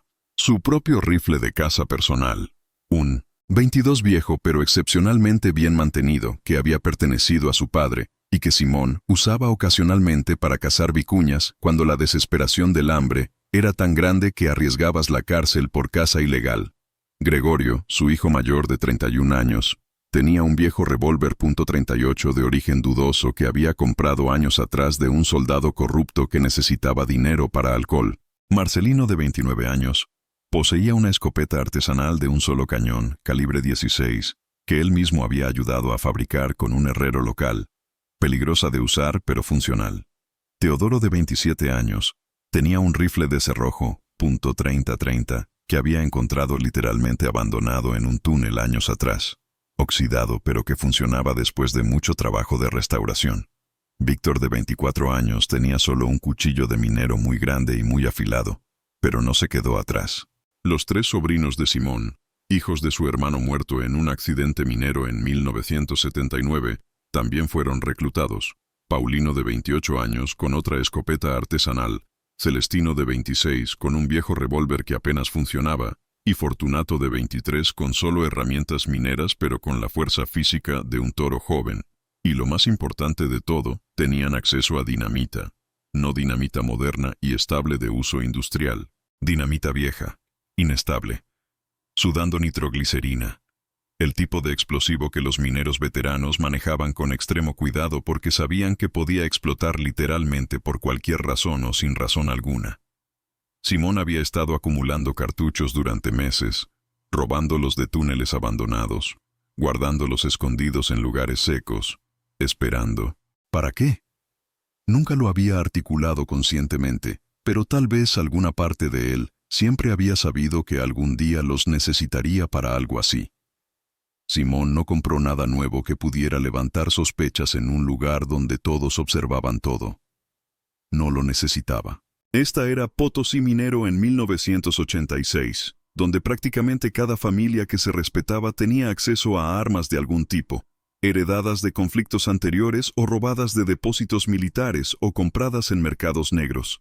Herramientas absolutamente necesarias para sobrevivir en un lugar donde la ley formal del Estado era solo teoría abstracta y donde tu vida frecuentemente dependía de tu capacidad de defenderte por ti mismo.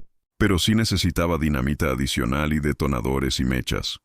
Y eso requería hacer algunos intercambios cuidadosos con otros mineros cooperativistas que no hicieron demasiadas preguntas, porque todos entendían que a veces era mejor no saber.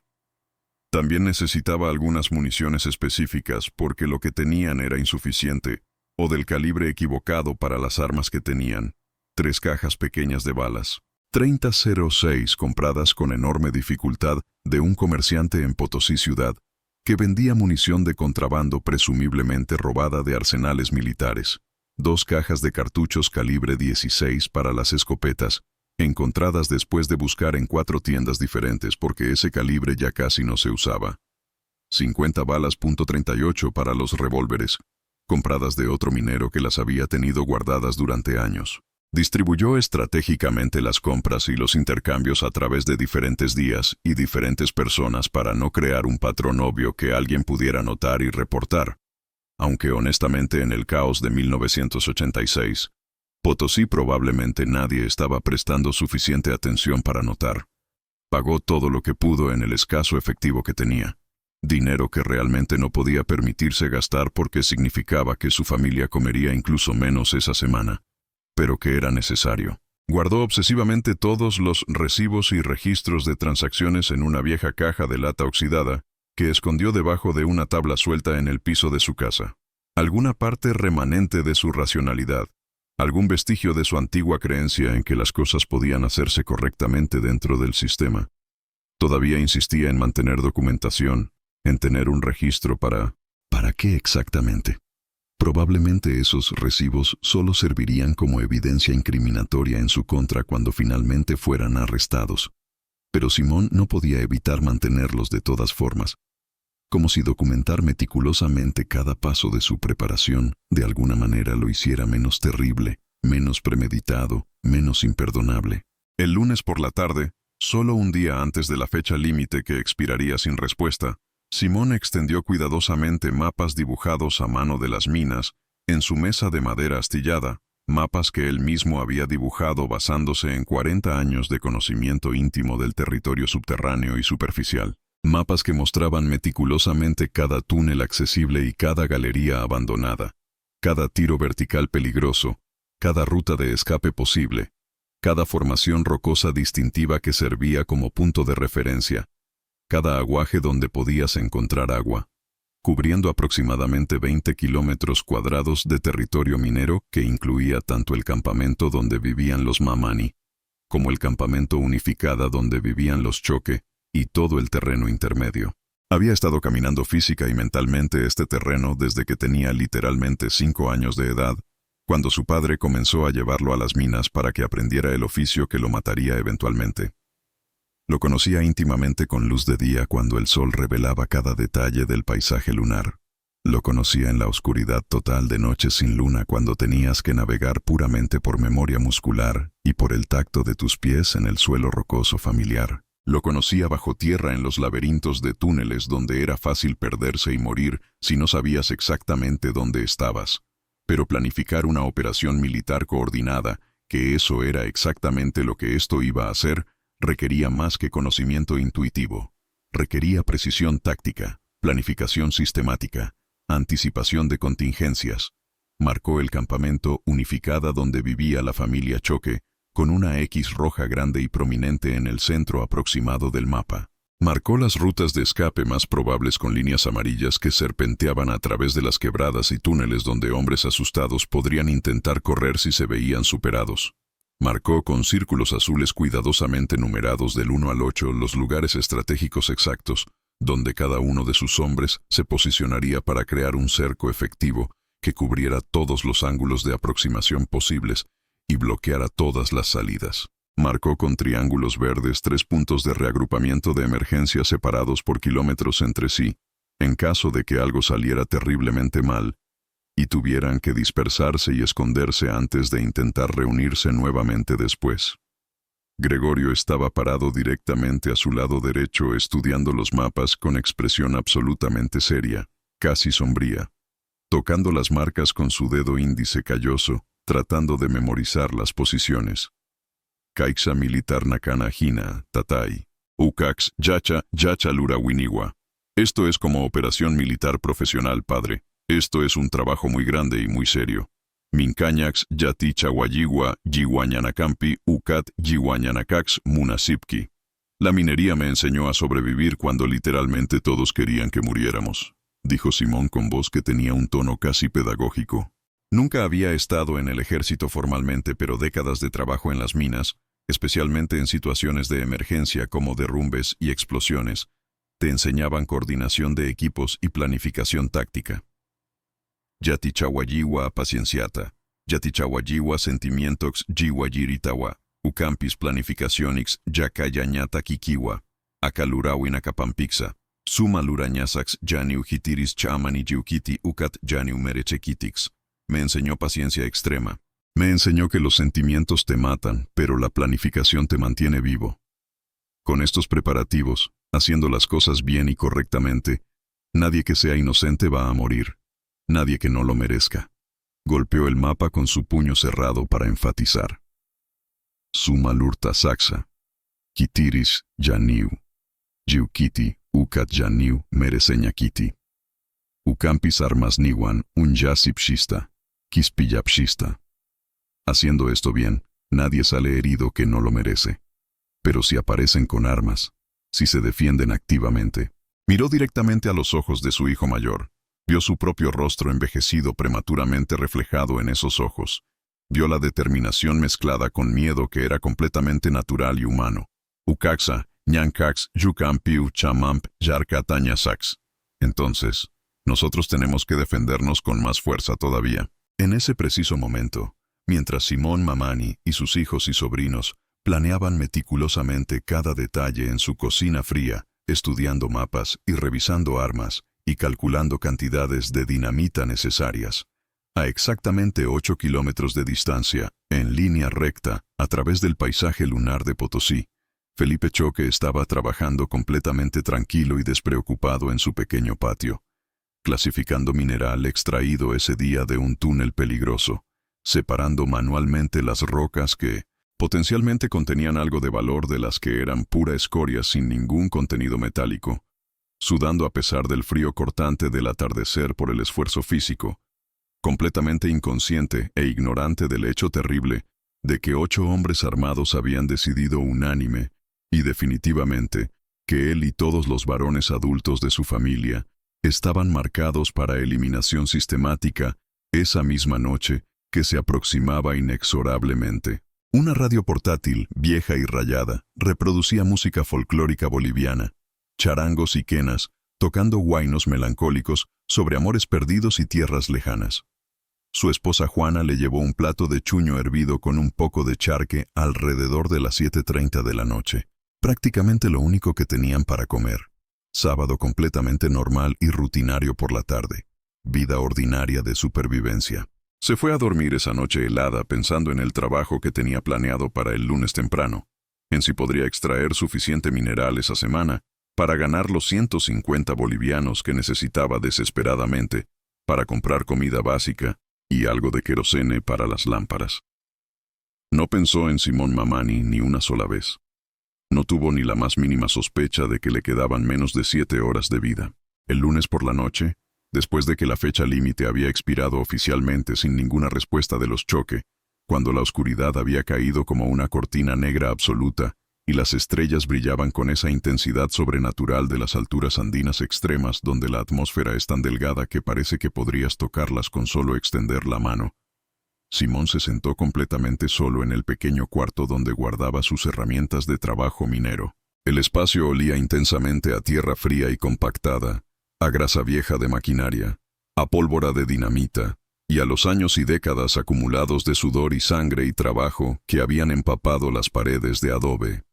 Una sola vela de sebo barata era su única iluminación, parpadeando erráticamente y humeando, proyectando sombras enormes y distorsionadas que bailaban macabramente en las paredes agrietadas como demonios celebrando anticipadamente la violencia que vendría.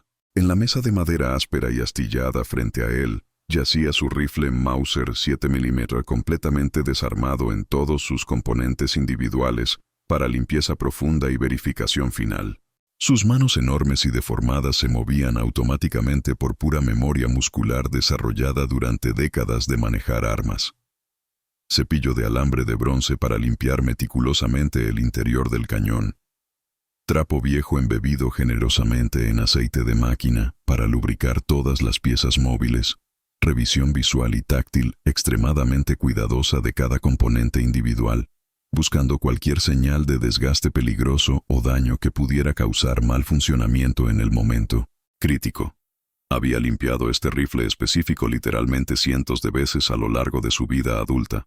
Conocía íntimamente cada pequeño rayón en la culata de madera oscura, cada marca superficial de óxido que había pulido pacientemente durante horas, cada abolladura menor que contaba una historia específica de algún golpe o caída. Su padre se lo había dado en 1955, el día que Simón cumplió 18 años, y oficialmente se convirtió en hombre, diciéndole solemnemente que un hombre verdadero necesitaba poder proteger y alimentar a su familia en un mundo hostil. Simón lo había usado fielmente durante 31 años para cazar ocasionalmente vicuñas o vizcachas, cuando el hambre era tan desesperada que no había absolutamente ninguna otra opción, para ahuyentar perros salvajes que atacaban sus escasas ovejas, para practicar tiro al blanco en raras ocasiones cuando tenía municiones de sobra. Ahora estaba a punto de usarlo para algo que su padre nunca hubiera imaginado en sus peores pesadillas, algo que lo convertiría en un asesino de sangre fría,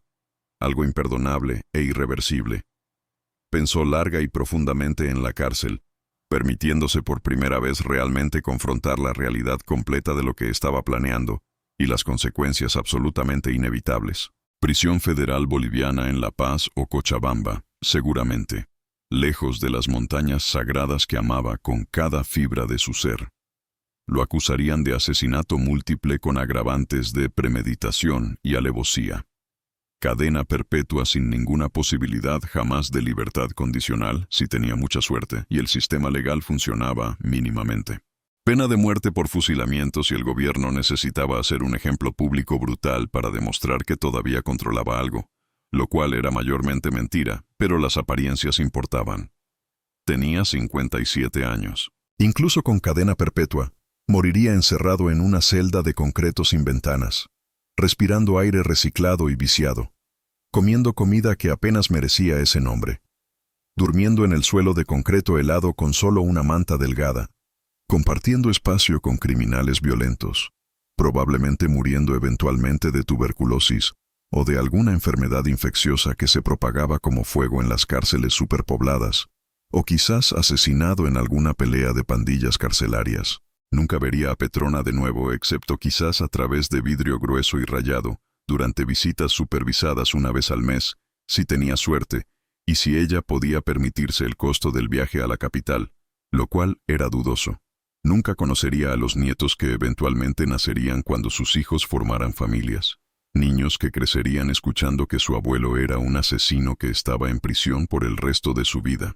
Nunca caminaría por estas montañas al amanecer respirando aire tan frío y tan puro que te quemaba los pulmones pero que te hacía sentir vivo, oliendo el aroma único de los minerales y la tierra y el pasto ichu mojado por el rocío, escuchando a los pájaros andinos despertar, cantando las mismas canciones ancestrales que sus bisabuelos y tatarabuelos habían escuchado durante siglos incontables.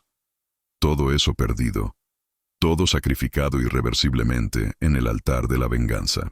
Por un mapa de cuero viejo, por conocimiento ancestral robado, por 150.000 bolivianos de información, por el principio abstracto pero absolutamente fundamental de que un hombre no se deja robar su legado familiar, su identidad, su conexión con sus ancestros, sin responder con toda la furia que puede reunir, sin hacer que los ladrones paguen el precio más alto posible, sin enseñarles a sus hijos la lección fundamental de que hay cosas en este mundo por las que vale la pena luchar incluso si te cuesta literalmente todo lo que tienes, incluyendo tu propia vida y libertad. Podía parar todo esto en este mismo instante. Todavía había tiempo. Podía levantarse ahora mismo, caminar hasta donde sus hijos y sobrinos esperaban en la casa. Decirles con autoridad que había cambiado de opinión después de pensarlo más profundamente, que iban a encontrar otra manera civilizada de resolver esta disputa sin recurrir a la violencia primitiva. Podía esperar hasta mañana martes, levantarse temprano, caminar de nuevo esos 8 kilómetros tortuosos hasta la casa de Felipe Choque, sentarse a hablar como hombres adultos y racionales, como compadres que habían vivido en la misma región toda su vida sin problemas previos, encontrar alguna solución negociada que evitara el derramamiento de sangre que estaba por venir.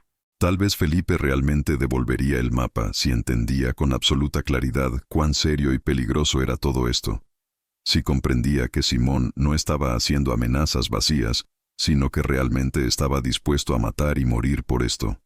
Tal vez podrían llegar a algún arreglo económico, alguna compensación monetaria, aunque Simón no tenía idea de dónde Felipe conseguiría 150.000 bolivianos, pero quizás podrían acordar pagos a plazos durante años. O podía hacer lo que se suponía que debías hacer en un país civilizado que respetaba el Estado de Derecho. Podía tomar el bus de Potosí a La Paz al día siguiente. Un viaje horrible de 12 horas por caminos que te sacudían hasta los huesos. Podía caminar hasta las oficinas centrales de la Policía Nacional, presentar una denuncia formal detallada por robo con todas las pruebas circunstanciales que tenía, exigir que investigaran y procesaran a Felipe Choque según los procedimientos legales establecidos. Probablemente tomaría meses o incluso años, dado el caos absoluto del sistema judicial boliviano en 1986. Probablemente no resultaría en absolutamente nada, porque la policía tenía problemas infinitamente más urgentes que disputas entre mineros indigentes pobres por mapas de minas abandonadas. Probablemente Felipe ya habría vendido la información o usado la beta para cuando cualquier investigación real comenzara. Pero al menos Simón se quedaría libre, se quedaría en su casa, se quedaría con su familia, mantendría su dignidad intacta sin convertirse en asesino. Pero entonces pensó, como había pensado obsesiva y compulsivamente durante 4 días sin poder pensar en nada más, en estar arrodillado junto a ese agujero vacío en la tierra congelada, mirando su caja de metal forzada, comprendiendo visceralmente en ese momento que todo por lo que había trabajado durante décadas para proteger había desaparecido en una sola noche por la traición de alguien en quien había confiado implícitamente. Pensó en 5 generaciones consecutivas de su familia, desde su tatarabuelo hasta él mismo, pasando por su bisabuelo, abuelo y padre, todos trabajando incansablemente y perfeccionando esa información sobre vetas secretas, guardándola como el tesoro más sagrado que poseían, transmitiéndola solamente a los herederos de absoluta confianza en ceremonias solemnes en lechos de muerte, haciendo juramentos sagrados sobre la Pachamama de proteger ese conocimiento con sus vidas si fuera necesario. Pensó en las promesas explícitas y vinculantes que le había hecho a su padre moribundo en 1970, sosteniéndolo mientras tosía sangre en sus últimas horas, prometiendo solemnemente proteger el mapa y el conocimiento que contenía, y pasarlo intacto a Gregorio cuando llegara el momento apropiado, manteniendo viva la tradición familiar inquebrantable. Todo eso destruido, toda esa cadena sagrada rota, todo ese legado ancestral robado en una noche por un ladrón cobarde, que ni siquiera tuvo las agallas de enfrentarlo cara a cara, sino que se escabulló en la oscuridad como una rata.